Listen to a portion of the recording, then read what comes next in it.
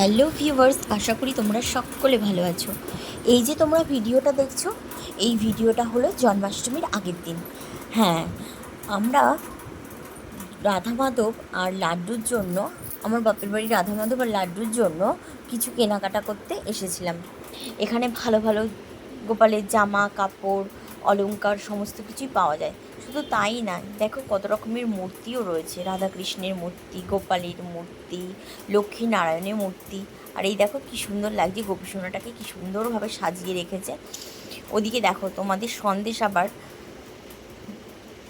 লাড্ডুর জন্য জামা কাপড় দেখা শুরু করে দিয়েছে, ছোট ছোট পায়ে, আর সব কিছু ঠেলে ঠেলে ফেলছে ওপর থেকে নিচে।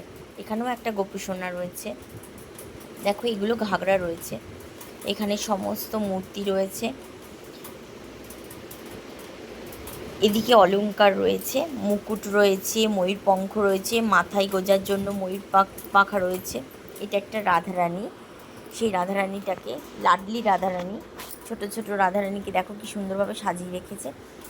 আর আমরা এখান থেকেই রাধারানী আর লাড্ডুর জন্য জামা পোশাক কেনাও শুরু হয়ে গেছে, কিনেও নিয়েছি, আর কিছু অলংকার কিনেছি। এখানে সুন্দর সুন্দর বাঁশি আছে, যেগুলো দেখতে খুবই সুন্দর লাগছে।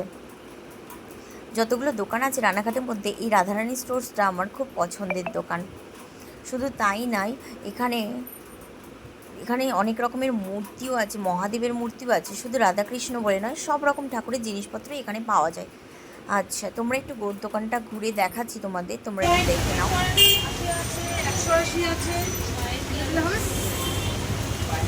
দেখো নন্দী আছে, মহাদেব আছে, পাথরের বাসনপত্রগুলোও পাওয়া যায়, এবং পিতলের ছোটোখাটো দু একটা জিনিস পাওয়া যায়।